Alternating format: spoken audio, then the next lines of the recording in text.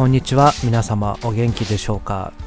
前回天井をどうするかいろいろ話し合いました。果たしてうまく石膏ボードを取り付けることができるのでしょうか。やっぱりトタンのままっていうのも見栄え的には良くないですし、小屋の中に入った時に頭の部分だけ熱波を感じるんですよね。断熱材と石膏ボードを入れて防げたらいいんですけどね。とりあえず下準備、銅縁を取り付けていきます。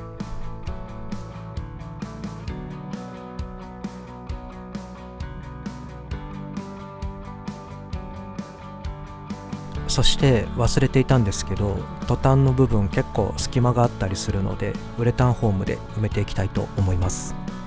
木材がね、ないうちにやっといた方がいいですからね。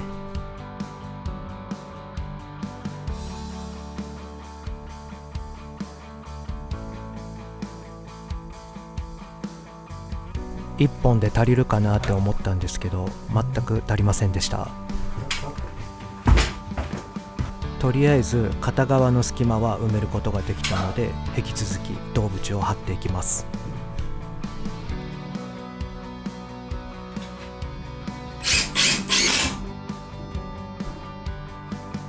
ずっと上を向いての作業、やっぱりちょっと辛いですね。補強で1本木材を入れて固定した方がいいということで、全部に入れていきます。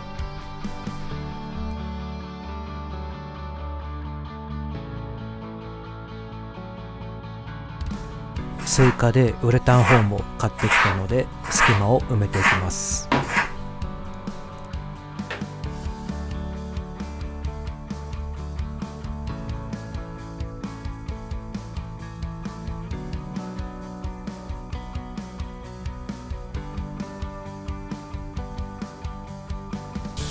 ウレタンフォームって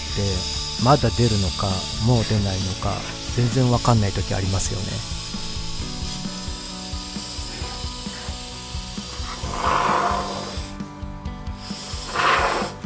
この辺はロフトの上なんですけど、火打ちがあってちょっと邪魔で、どうしようかなって悩みに悩んでちょっとわからなくなりました。まあ最終的に火打ちを表に出すような形で天井を組むことにしたんですけど、うまく石膏ボードを貼れるか心配です。ちなみに奥のシャワーユニットやトイレを置く場所はまた別の天井を組むので、今はやりません。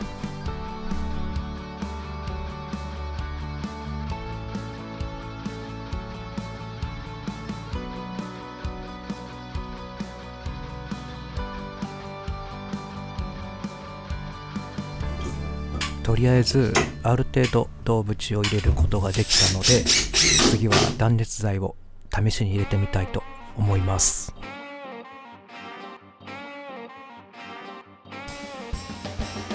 壁と違って乗せるだけでいいと聞いたので、なんだか気持ちが楽です。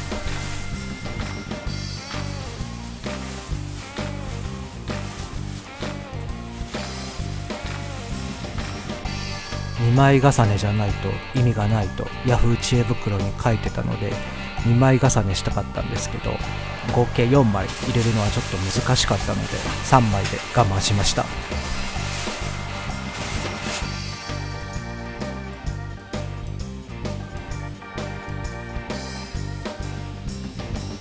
やっぱり乗せるだけなので、壁に断熱材を入れるよりはるかに楽ですね。だいぶ困った火打ち周りも銅縁を取り付けていきます。ロフトの床を先に作ってしまったので、だいぶ作業がしやすいですね。実際のところどれくらい熱波を防げるか分かりませんが、この場所が多分熱波の影響を一番受ける場所なので、しっかりと断熱材を入れておきたいと思います。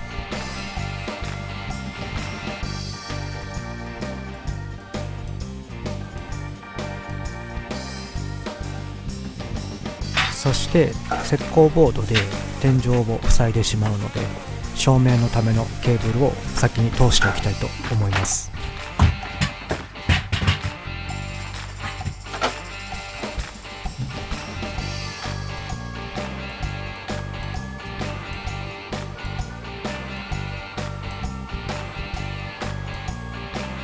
石膏ボードを止めるときにビスで貫いてしまわないかちょっと心配です。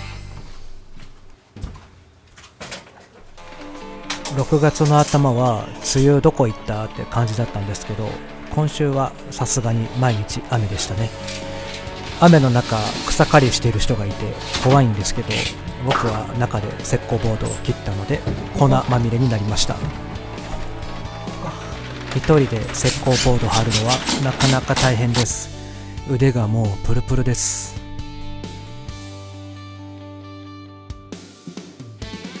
柱が邪魔なところはちゃんと石膏ボードを切り抜きます。1枚で取り付けるのは引っかかって物理的に無理だったので半分にして取り付けました。最初にやったのも半分にして取り付けたら結構楽に取り付けれたんじゃないかなと思いました。石膏ボード絶妙に重いですからね。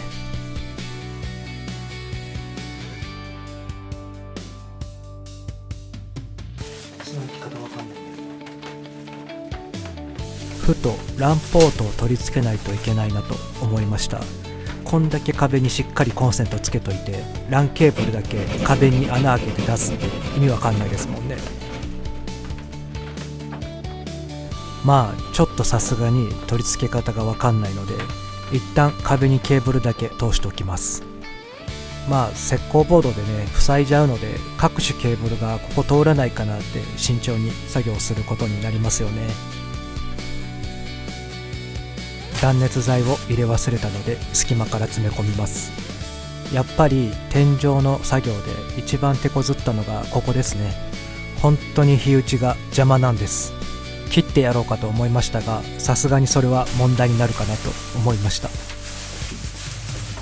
パズルみたいにどうすれば火打ちをうまく避けながら石膏ボードを天井に貼れるか考えながら細かく石膏ボードを切って貼り付けていきました。正直最初はこれは綺麗に貼れんやろうなって思ってたんですけど、思っていたよりは綺麗に貼れて結構満足してます。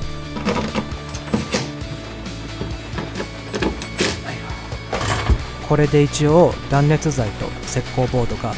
天井に導入されたんですけど、やっぱり雨の音まだ気になりますね。とりあえずもうすぐで内装が石膏ボードで埋め尽くされると思うとなんだか終わりを感じてきました。もうすぐ夏です。それまでになんとか終わらせたいですね。今回もご視聴ありがとうございました。